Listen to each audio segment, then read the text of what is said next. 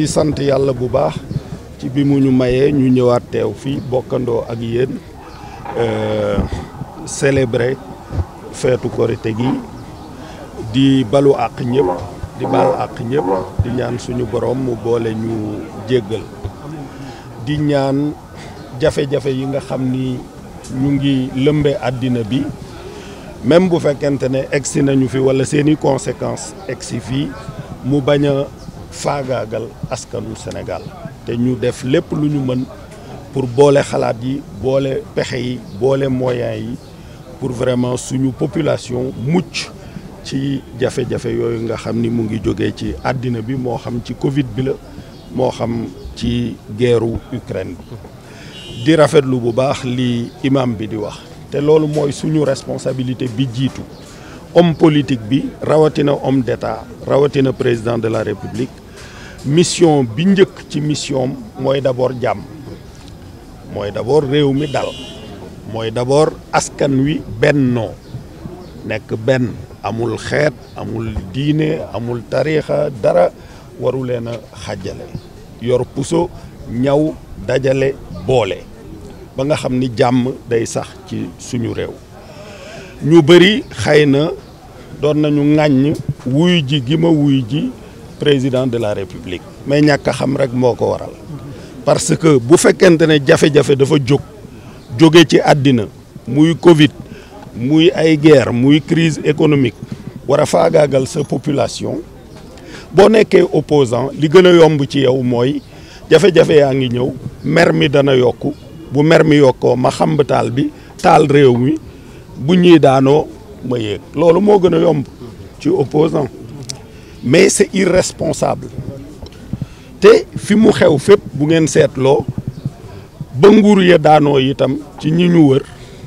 du opposant yi ñoo jël pouvoir bi soldat sa ñoo ñëw jël affaire yi donc loolu du xel du responsabilité ni mu waree président de la République mu veiller ci stabilité réew mi jàmmi réew mi ak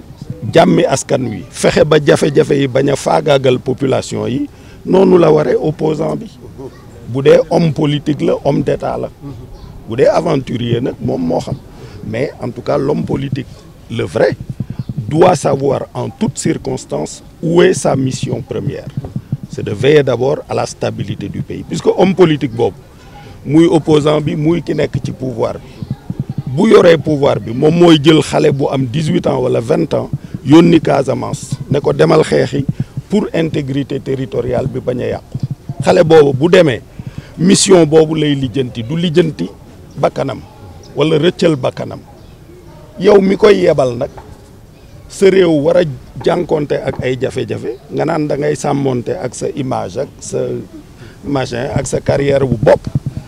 te doo def sacrifice ci loolu ba jafe-jafe yooyu bañ a faagaagal sa askan matuloo li ñuy séentu ci yow loolu ñëpp ci war a bàyyi xel du li imam bi wax rek mais ñëpp ñoo ci war a bàyyi xel xam ne opposition bi ak pouvoir bi ñoo ci yem homme politique bi daal nga xam ni dafa jóg ne dénk leen ma yore réew mi même bu ci jotagul na jàpp ni dafa war a bàyyi xelam jamono bu nekk ne stabilité réew mi ci mission la bokk li gën a yomb ci moom ci carrière am waru ko jiital ne bon jafe-jafe am na mer mi yokku na naa xamb taal bi naa taal naa ci profito loolu c'est irresponsable aventurier rek moo koy def te boo ko defee it mën na laa bañ a jig parce que nag am na ñoo xam ne du ñu seetaan réew mi kenn di ko taal. Je voudrais d'abord commencer par rendre grâce à Dieu de l'opportunité de venir à nouveau partager la célébration de la Korité ici à Thiès et prier pour qu'Allah accepte nos dévotions et nous comble de ses bienfaits.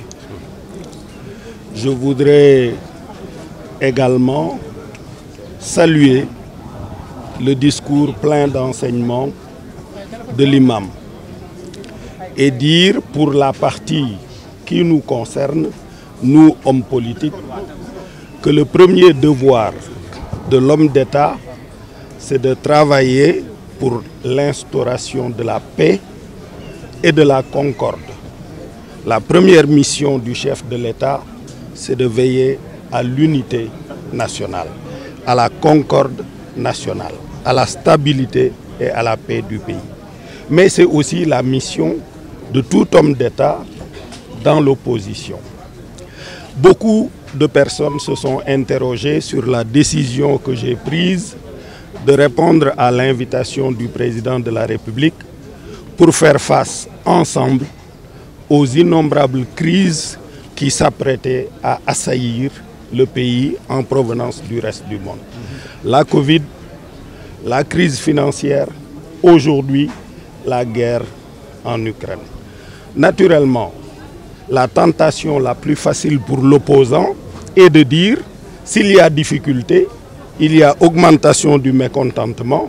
donc c'est peut-être une opportunité pour créer le chaos, faire tomber le régime et en profiter. Mais ce n'était pas mon option. Mon option était d'abord de veiller à ce que le pays reste stable, à ce que la paix règne, à ce que la concorde nationale existe et à ce que les mécanismes démocratiques ne soient pas compromis. Ailleurs où les oppositions ont pu choisir d'autres voies, nous avons constaté les dégâts. Vous savez, le régime est tombé en Guinée, il est tombé au Mali, il est tombé à la faveur de toutes ces difficultés au Burkina Faso. Mais ce n'est pas l'opposition qui est arrivée au pouvoir, c'était des coups d'État. Nous ne souhaitons pas ça pour le Sénégal. Donc nous sommes très réceptifs au discours de l'imam sur la paix, la stabilité, la concorde. La compétition au niveau des idées ne doit pas entraîner l'invective. Et pire encore quand ça touche à l'ethnie, à la religion, au tariqa, etc., qui sont des domaines extrêmement sensibles. Nous invitons tout le monde à la paix. C'est notre mission première. Parce que le jeune de 18 ans ou 20 ans qui est dans l'armée, que nous envoyons en Casamance pour défendre le Sénégal, pour défendre l'intégrité du territoire national. Ce jeune-là, la première question qu'il se pose, c'est réussir sa mission, c'est-à-dire défendre l'intégrité du territoire, au prix même de sa vie. Nous qui sommes les hommes politiques et qui avons la prérogative de l'envoyer sur ce terrain-là, nous ne devons pas, face à la mission